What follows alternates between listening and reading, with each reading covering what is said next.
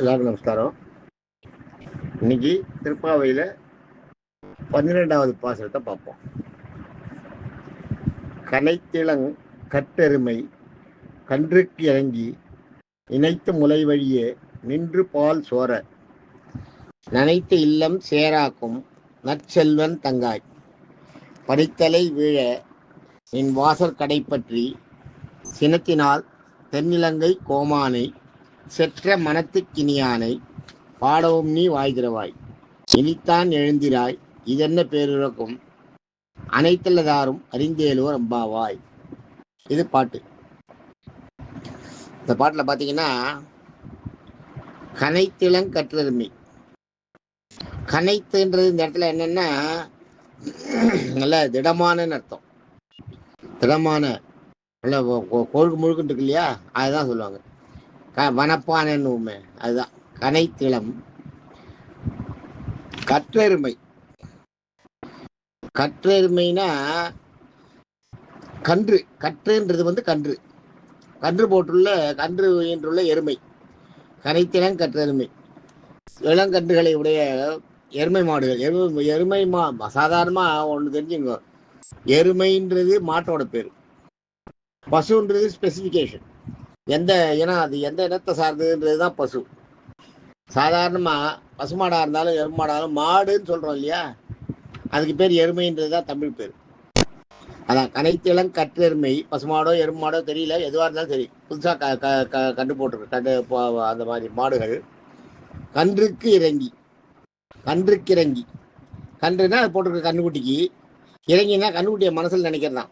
ஐயோ கண்ணுக்குட்டியை எங்கே இருக்குது, கண்ணுக்குட்டி அங்கே இருக்கா, கண்ணுக்குட்டியை மனசில் நினச்ச உடனே இறங்கி நினைத்து கண்ணுக்குட்டியை மனசில் நினச்ச உடனே முலை வழியே நின்று பால் சோர. அது மனசில் நினச்ச உடனேயே பால் காம்பில் சுரந்துடுறதான். கண்ணுக்குட்டியை மனசில் நினச்ச உடனே எவ்வளோ அழகான ஒரு வர்ணனை பாருங்க. பால் சுரந்துடுறதான். நின்று பால் சோர நனைத்து இல்லம் சேராக்கும். நனைத்து இல்லம் சேராக்கும். அனைத்தளம் கற்றெருமை கற்றுக்கு இறங்கி நினைத்து முலை வழியே நின்று பால் சோர நனைத்து இல்லம் சேராக்கும். நனைத்து இல்லம் சேராக்கும்னா அந்த கண்ணுடைய நினைச்ச உடனே பால் சுரக்கிறது கறக்கவே இல்லையா, தானா கொட்டுறதான் காம்புல இருந்து பால் வெளியில. அது நான் எங்க வீட்டுல அது மாதிரி பார்த்துருக்கேன். மாடு அந்த பால் கொட்டுறது என்ன ஆகும்னா, பால் அதாவது லேசா சொட்டும், ஒரு சொட்டு சொட்டா. இது அப்படி இல்லை, நனைத்து இல்லம் சேராக்கும். வீடு நனைஞ்சு போற அளவுக்கு கொட்டுமா. மாட்டு கொட்டகை வச்சிருக்காங்களே, அந்த மாட்டு கொட்டகையை மாட்டோட இல்லத்தை ஃபுல்லாக கீழே சேராக்கிடுமா. அந்த பால் கொட்டி கொட்டி கொட்டி காம்புலேருந்து கொட்டி கொட்டி ஃபுல்லாக தரையெல்லாம் பரவி போய் இருக்கிற களிமண்லாம் ஊறி சேரா வெளியில் வரும். சேராயிடும்னா அப்போ எவ்வளோ பால் அதில் சுரந்துருக்குன்னு பார்த்துக்கோங்க. அதான் நனைத்து இல்லம் சேராக்கும். அந்த மாதிரி இருக்க அந்த வரையில் நற்செல்வன் தங்காய். நற்செல்வன்றது அந்த அந்த இடையரை குறிக்கிறது.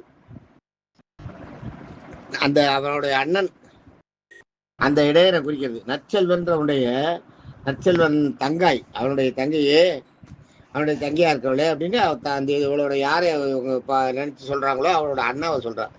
சேராக்கும் நற்செல்வன் தங்காய். அதை முடிஞ்சு போச்சா. அடுத்தது பனித்தலை வீழ நின் வாசல் கடை பற்றி. மார்கழி மாசத்து பனி ஃபேமஸ், எல்லாருக்கும் தெரிஞ்சதுதான். பனி தலையில கொட்டுறதான்.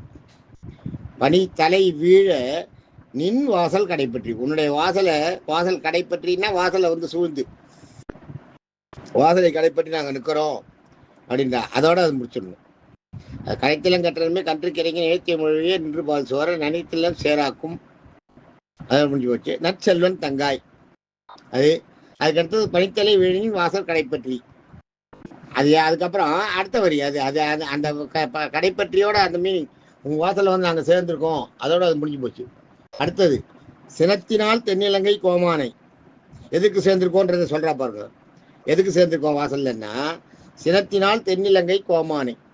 அந்த சீதையை கடத்தின்னு போயிட்டதுனால தென் இலங்கை, இலங்கைன்னா தெரியும் நம்மளுக்கு சிலோர்.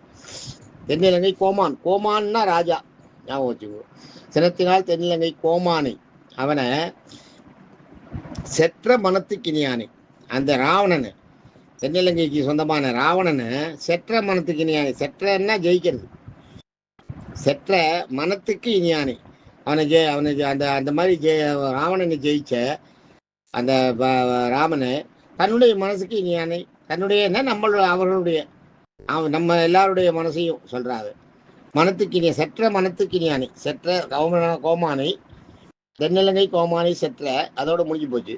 ஜெயிச்ச ராவணனை ஜெயிச்ச மனத்துக்கினியானை, மனத்துக்கினியானி நம்ம மனசுக்கெல்லாம் இனிமையாக இருக்கணும். இனிமையான நம்ம அவனை நினைச்சாலே நம்ம மனசுக்கு மகிழ்ச்சியை தரக்கூடிய, இனிமையை தரக்கூடிய நான் தரக்கூடியவன். நான் யாரு? நாராயணன் சொல்றான்.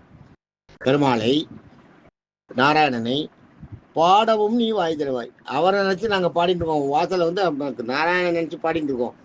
இது பாடி கூட உனக்கு காதல வேலையா? நீ எழுந்திருக்கையா? வாயை திறக்கல, பேசாம இருக்க. அதுதான் பாடவும் நீ வாய் தருவாய். இனித்தான் எழுந்திராய், சீக்கிரம் எழுந்துரு, இனிமேலாவது எழுந்துரு, இன்னும் தூங்கிட்டு இருக்க, எழுந்துரு, சீக்கிரம் எழுந்துரு, இனிமையாவது எழுந்துருங்க. அதுதான் இனித்தான் எழுந்திராய். இது என்ன பேருறக்கம், இது என்ன இப்படி தூங்கிட்டு இருக்க? நம்ம சொல்லுவோம் இல்லையா பசங்களை, நம்ம பசங்களே சொல்லுவோம். ஒரு தடவை போய் எழுப்போம், எழுந்திருக்காது, இழுத்து போத்தி மறுபடியும் படுத்துக்குவோம், மறுபடியும் கொஞ்ச நேரம் தூங்குவோம், மறுபடியும் போய் எழுப்போம், அப்பயும் இழுத்து போத்தி படுத்துருக்கோம். மூணாவது நம்ம எழுப்பும் போது கோபம் வந்துடும் நம்மளுக்கு. இது என்ன, இது இன்னும் எழுந்துக்காம படுத்துங்க, என்ன இது, இது என்ன இப்படி ஒரு தூக்கம் அப்படின்னு இல்லையா? அதுதான் சொல்ல, இது என்ன பேருறக்கம், அது என்ன இப்படி ஒரு தூக்கம் உனக்கு, அப்படி ஒரு தூக்கம். பெருமாள் பாடுறது, நாங்கள்லாம் வந்து வாசல பெருமாள் சொல்லி பாடிட்டு இருக்குமே, அது உனக்கு தெரியலையா? அதுதான் சொல்றாருங்க. இதெல்லாம் பேருறக்கம். அனைத்து இல்லதாரும், எல்லா வீட்டுக்காராலும், சுற்றி இருக்கிற வீட்டுக்காரெல்லாம் வந்துட்டா, பாவி நம்ப நோக்கிறதுக்கு போகிறோம், வாசல வந்து நிற்கிறோம், நீ வந்து இன்னும் தூங்கிட்டு இருக்க. அனைத்து இல்லதாரும், எல்லாரும் பார்த்துட்டு இருக்க, அறிந்தேலோ, எல்லாருக்கும் தெரியும் நீ தூங்குறன்றது. எவ்வளோ அசிங்கம் அது. எல்லாரும் எழுந்து குளிச்சு கழிச்சுட்டு ரெடி ஆகி வந்துட்டா நீ இன்னும் தூங்கிட்டு இருக்க. நான் அது எவ்வளோ அசிங்கம் எல்லாருக்கும் தெரியும்.